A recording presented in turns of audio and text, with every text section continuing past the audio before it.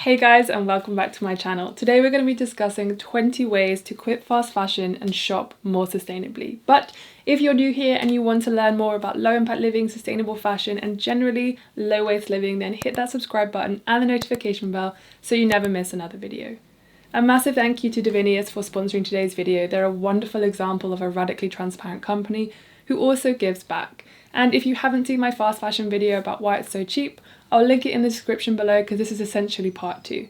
But for now, let's get straight into the video. So the first thing is to educate yourself on fast fashion and why it's so important to begin to move away from it if you can, even if that means just simply shopping there less. By educating ourselves, we really are equipping ourselves with the tools and the knowledge as to why it's a bad idea to keep putting our money into an industry that is unfair, unethical, and truly unsustainable. Honestly, for me, education is the most important thing and kept me on this journey the longest. 2. If you own a lot of fast fashion items in your closet, then please don't get rid of them as a way to kind of purge fast fashion from your life. Really valuing those items and really making sure you're getting the most use out of them is giving those clothes the respect that they deserve, and also the workers that did make those clothes for you. You shouldn't feel ashamed for having fast fashion in your closet, especially if you didn't know anything about why it is so unethical. So please give those clothes the value that they deserve and wear them until they truly have worn out. Choose less but better quality. Ethical fashion is obviously going to be more expensive because they're actually paying fair wages in fair, safe working conditions for their workers. So I always think, and for me, I definitely do this as well, I ensure that I'm bringing less items into my life and I'm making sure that they are just better quality. As I said before, ethical fashion can be really expensive, so it's only natural to move slightly further away from buying lots and over-consuming and trying to buy less. Thrift, thrift, thrift. Not only is thrifting a lot more affordable in a lot of countries like the UK and the US, for example, it also gives that garment a new life and prevents it from going to landfill. I have loads of thrifted items in my closet and there is nothing weird about thrifting. You're doing a good thing by finding value in something that someone else has given up. I have loads of basics and I have loads of more interesting pieces, and I simply top up with ethical basics like DIVINIUS, for example, when I need them for work situations. A lot of my thrifted stuff can be quite worn, so I like to have a mix and match. Thrifting though is a really great way to make your cupboard a lot more sustainable.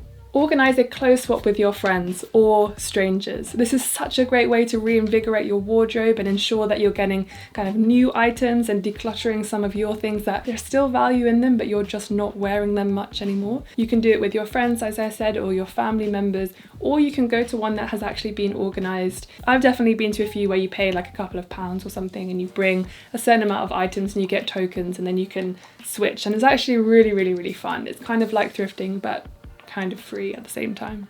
When you are purchasing particularly a new item, I want you to think really carefully about how it's going to fit into your wardrobe, especially if you're trying to build a capsule wardrobe. If that item goes with almost everything in your wardrobe or at least several pieces, then you know you're going to get a lot more value out of it. Obviously this doesn't work for things that are accent pieces, but even then you could still try and think about how you could wear those accent pieces with some of the stuff you already have. You get so much more value out of it, and I feel like that's worth the money. Use apps like Depop and eBay because for those of you who don't have the time privilege to go thrift shopping, these are really great ways of sort of going around that, because you can search for your size, you can search for specific brands that you're looking for, and it really does help to, as I said, find stuff a little bit more quickly. And you can also sell your stuff on Depop and eBay as well. This jumper that I'm wearing is actually from DIVINIUS, who make beautiful basics. As I said before, I love to top up my thrifted with some ethical ones for things like work, so where I need to be a little bit smarter. Their clothes are made from tencel, bamboo and organic cotton. What I also love about them is that they donate 10% of their profits to positively impact the daily lives of women, girls and families in countries around the world with essentials and fundamentals for a more fulfilling life with social justice, health, careers and education. DIVINIUS is a great example of the antithesis of greenwashing, because on their website you can find all the information you need about who makes our clothes, how they use that 10% of net profits to benefit women and girls around the world, and why they only have a very limited production of items, i.e. they promote smaller, sustainable production over mass production like fast fashion. You can also find a breakdown of all their costs, from manufacturing to fabrics and so on. This is a great example of what to look for when you're researching brands to find out whether they're truly sustainable and ethical or not. The prices are premium, however, when you look at the organic materials like tencel, wood, bamboo, cotton, and ethical production made in North America by women and mums, and the impact donation that supports women globally, you can truly recognize the value, quality, and meaning of wearing DIVINIUS compared to other luxury brands, let alone fast fashion. Think twice about jumping on trends. This is something I really had to learn because not everything suits our figures. Like, I'm not a pencil. I definitely have curves. I definitely have, bigger legs than I do upper body. And if I bought something that really suited someone who was very straight up, straight down, just because it was trendy, like, I'm not going to feel very comfortable in that after a while. And I'm going to kind of really question why I bought that. And then I probably wouldn't wear that item. So I really, really do implore you guys to think twice about jumping on trends and try to find items that really suit you and your figure rather than what's just really cool at the time. Educate yourselves to spot greenwashing. Surprisingly, Vogue actually did quite a good article on this about how to find and make sure you're avoiding companies that are using terms like sustainable and eco-friendly, because language is really easy to use and not be caught out, but the figures are really where we should be looking. So what percentage of their clothes are actually recycled? And do they have these massive goals and ambitions to be more sustainable? If they don't, then if they have a new eco line, then it could just be greenwashing and jumping on the bandwagon of the whole sustainable trend that's going on to pretend like they are actually eco-friendly when really they're just lying to us. I'll link the article below so you can check out the rest, and also some other really great videos on about greenwashing and how to spot them as well. I would highly recommend reading Fashionopolis or Stitched Up by Tansy Hoskins and Fashionopolis by Dana Thomas. As I said before, education is one of the most important things. I think it's really important that we actually find the reasons as to why we want to make these changes and move even just a little bit further away from fast fashion. It helps to ingrain this idea, and it also equips us with the tools if people question us like, why are you giving up fast fashion? Well, you have all of these things in your lexicon?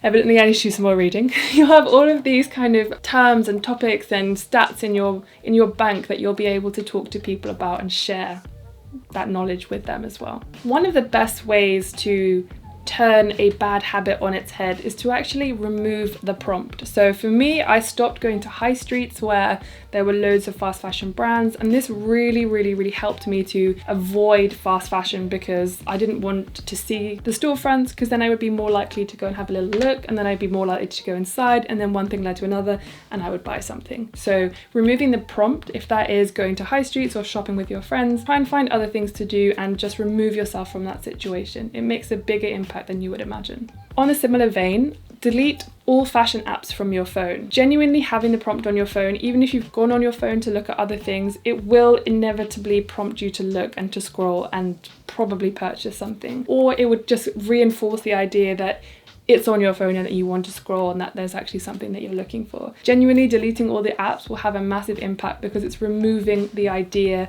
that it's there. The same can be said for anything that was on your phone, like social media apps that you don't want to look at. Genuinely just removing them removes the prompt and removes that kind of trigger for you guys to actually click on and go and use it.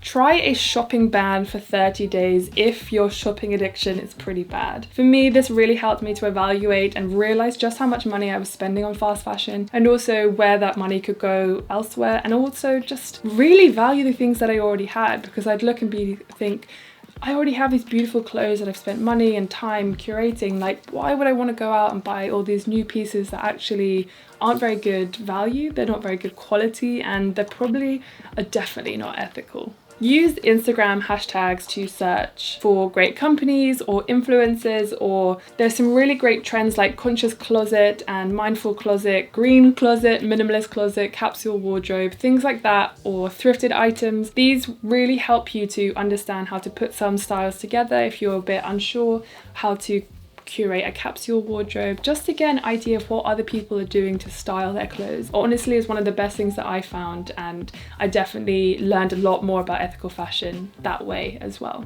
Which leads me on to following content creators who make wonderful content around sustainable fashion, ethical fashion, slow fashion, and fast fashion as well. Kristen Leo, Ethical and Easy, of course, Azure Barber, Style with a Smile, Candice M. Tay, they are all wonderful content creators who I've learned so much about the troubles with fast fashion, and also wonderful ethical companies as well. They can really help you to understand fast fashion and slow fashion and educate ourselves on how to move forward in a productive way. This is probably my favorite sustainable tip of just all time, and it is to repair your clothes before giving up on them. There are so many holes I've sewn up and given new life to leggings, to my dungarees, to a button that has fallen off a shirt or my shorts. Just because there's a little rip doesn't mean there's, it's all gone and that we can't repair that. Repairing is one of the most sustainable things we do because it adds so much more value to the things that we own, and it makes us respect our clothes, and it makes us realize these actually have a lot of life in them. We just need to take care of them and nurture them and make sure they're well taken care of. So repair, repair, repair. You can even do little things if you're unsure about how to do things and you're not that good. I am certainly not that good, but repairing a little hole is actually surprisingly easy, and there are loads of tutorials online about them. Be mindful about the materials that are used in your clothes, and definitely check where they are sourced from as well, because obviously there are lots of great sustainable materials, but if you don't know where they're sourced from, or they're sourced from very unethical places, then that doesn't make that company better. So I'll leave a little article below that goes into much more detail about this, which I think is worth reading. What certifications does a brand have? Are they a B Corp? Are they fair trade certified? These are other indications that other sort of unbiased bodies have given them to make sure that you know that what they're using is ethical, is sustainable, etc. So always check for those when you're looking at brands. Does the brand give back at all? If you are shopping new fashion, as I said, and it's ethical, sustainable, etc., or it claims to be, I also, in this day and age, don't understand when companies have these massive profit margins, why they aren't giving back, especially CEOs of massive fast fashion companies are unfathomably rich. It just doesn't make sense to me that they don't give back. So I think that's another indication and a really good thing to look for. Is the item that you're buying from a company radically transparent? DIVINIUS is a great example of an ethical and radically transparent company, and I really appreciate how they're trying to change the narrative around sustainability and the environment, and also paying workers fairly. I just want to say a thank you for supporting my channel again and being a better example of how fashion can be produced with environmental and social impact in mind. Transparency is one of the biggest indications of how ethical a company truly is. It's incredibly important that we trust the companies that we're buying from, that our clothes really are made by workers who are paid fair wages, have safe working conditions, and that sustainability and equality are at the heart of their mission. Just saying they are transparent really just is not enough. We need to see the photos and the factories where our clothes are made, and another great indicator is whether or not they take part in the Fashion Revolution campaign each year. I think it's really important that we do support ethical and sustainable companies, as well as topping up our wardrobes with secondhand, because unless we find ways to disrupt the system and disrupt how fast fashion are working, then it's going to be a really hard kind of uphill battle to ensure that we actually can change the industry. And by supporting ethical companies like DIVINIUS, we can help to change the narrative and help to change where our money goes. And our money is so powerful, and the vote that we use with our dollar or pound is incredibly important. So obviously not everyone can afford to buy ethical fashion, and it is more expensive, but what I would say is if you can afford to do so, then I would recommend topping up your wardrobe with a few pieces so that you can support system change. The journey to quitting fast fashion is not easy, but you can always start small. If you need some more inspiration, then head over to my minimal wardrobe video, or if you want to learn more about why fast fashion is so cheap, I will link both of those videos in the description as well. Thank you so much for watching. I hope you liked this video, and I would love to hear any more sustainable tips from you guys in the comments below. I will see you guys very, very soon. Bye.